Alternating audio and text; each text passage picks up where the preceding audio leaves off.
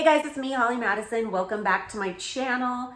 Today we are doing Girls Next Door Season 1, Episode 12. This is the one where we go to New York for the first time on the show. And it's the day after Halloween when I'm filming this and I have a Halloween hangover. So here we are, eating my dinner, chilling. I'm packing. You can see my room here. It's really just like a corner of Hef's bedroom. We called it the vanity. And packing to go to New York because we're going to promote our Playboy issue. Bridget's room just looks cavernous and my room is like a tiny corner. I wonder if I had been at the house and just been a girlfriend and not like the main girlfriend, if I would have been as traumatized. Probably like partially, but not fully. Just because I think like not having any privacy, especially for me who's not like a social person, like I'm very empathic, I'm like highly sensitive. So to be around people 24/7 and not have your own room and have like secretaries coming in and out of the room at all times and just never being alone, like I think that took a really huge toll on me and gave this undercurrent of stress to everything else I was experiencing.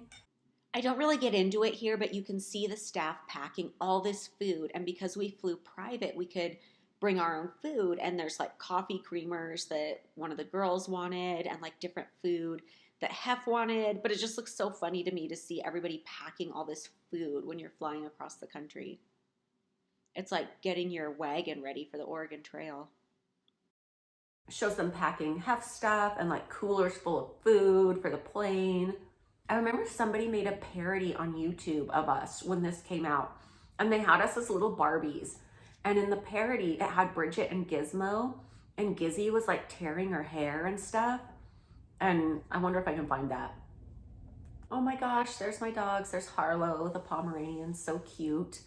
I remember her being fatter than that for some reason. I think it's because I've had dogs that color who are fatter since, and I kind of get them mixed up a little bit. Trying to hide microphone battery packs on the low-rise jeans of the 2000s was quite the challenge.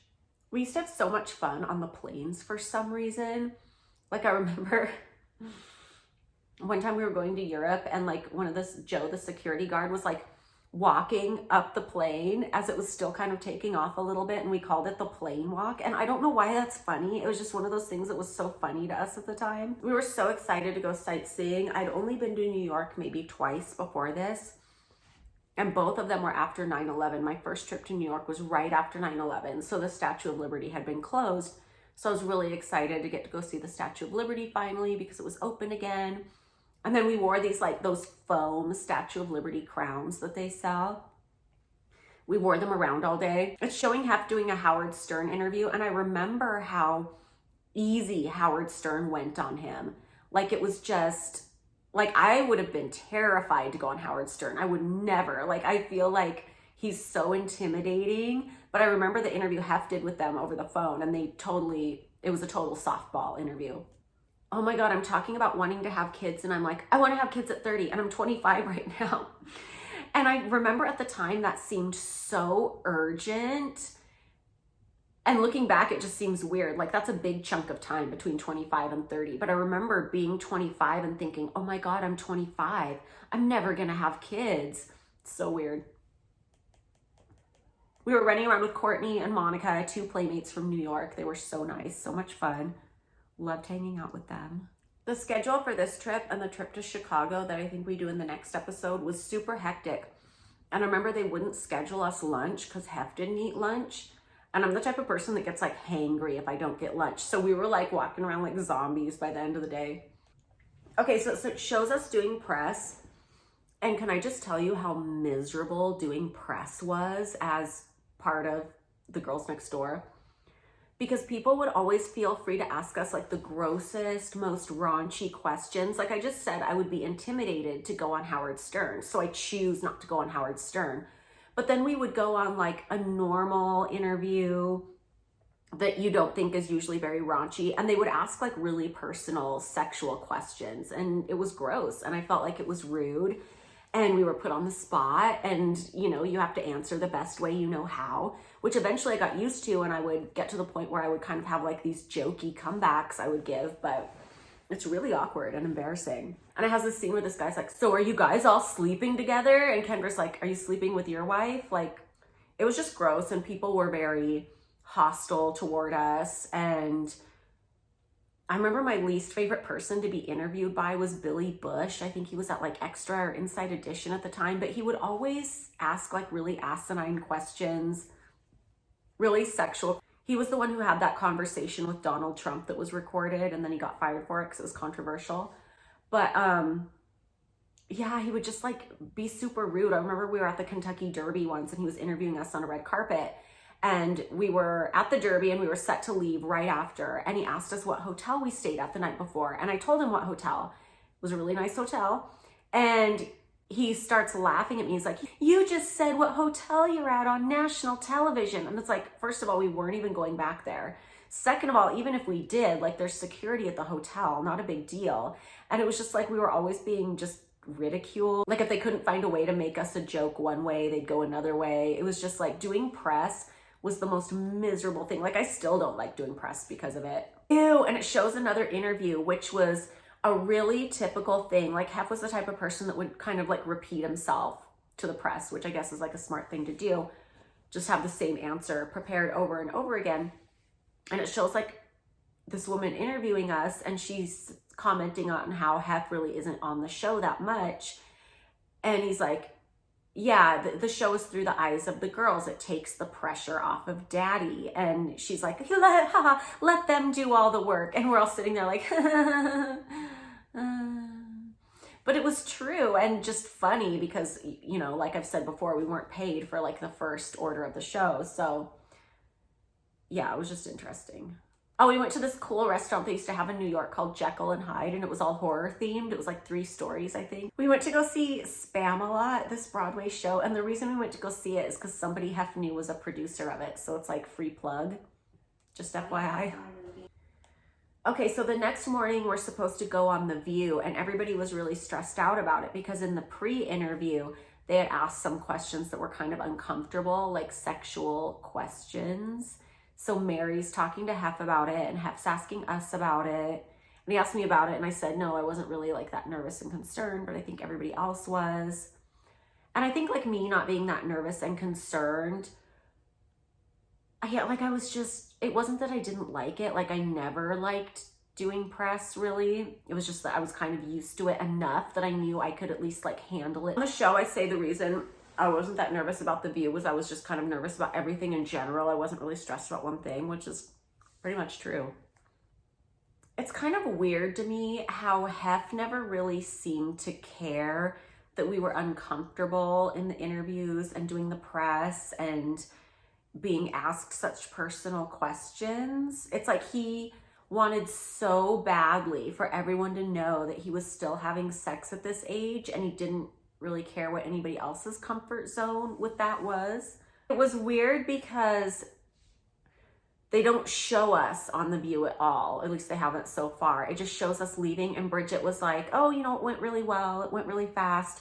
And then I started seeing like emails and reactions from friends, and they were saying how unfair they were to us and how rude. And I remember when we got there, they asked us specifically, they had Hef sit in a chair, and they told us each to like sit like on the arms of the chair around him.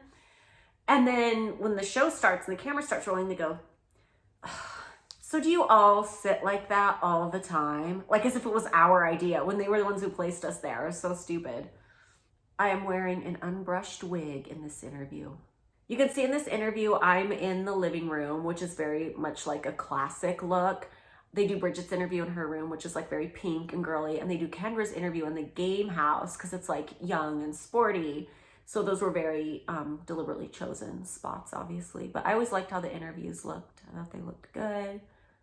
And it's definitely an improvement on what the interviews looked like in like the first 3 episodes. Because I remember just hating them. I mean, one, because I didn't really like the way I did my hair and makeup, and then I adjusted accordingly. But also like the backgrounds weren't as good. They hadn't really perfected it yet. So I remember this nightclub we went to, Frederick's. We had like our party for the November issue, which was really fun and just a really nice way to like relax and chill and not have any pressure after all that press.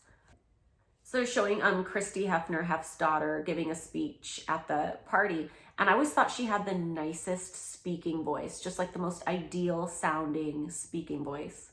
And it was so nice of her to say that the show was successful because of our personalities, which is like very kind and just very not what anybody else attached to the show ever said. So that was very sweet. I don't know if you can see it, but I like this like super candid interview with Bridget and Kendra in the plane. It just looks very like real and candid. Okay, so takeaways from this episode. I think my favorite part of it was Christy's really nice speech, and I also really like my hair in this episode for the most part. Other than that, it wasn't my favorite episode just because it reminded me of how awkward doing press was, and just how to this day I still don't do a lot of press. Like, I will sit here and talk to you guys for hours, but it is so rare that I do an interview, just because over the years I've just been like scarred by it, I feel like. And also, I think I was really nervous and tense this trip because I'm watching this episode and I'm not really even liking myself in this episode. I feel like I'm smiling more often, but it's like a fake, like really tense smile. And like, I don't really like myself in this episode. Like, if I was watching this and I wasn't myself and I didn't know me, like, I wouldn't like me. I'd be like, bitch, your hair looks good, but that's about it.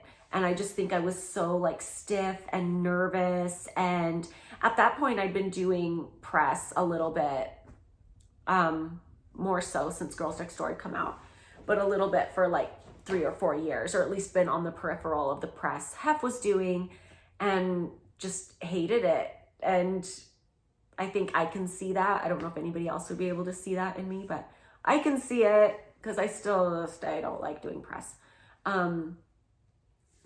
I feel like oftentimes interviewers are very hostile and they ask really rude, embarrassing questions, especially on the spot.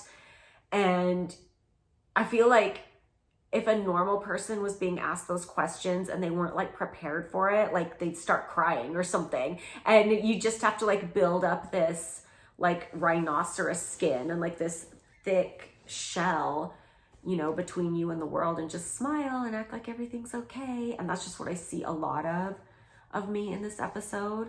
Like, I'm not relaxed at all. I mean, I'm not relaxed on this show much ever, but the episode right before this was Lodi, when we went to Bridget's hometown, and I'm, you know, pretty relaxed there. And this episode, I'm just like, ugh. So I know we go to Chicago after this, so I will see you guys for the next commentary. Bye.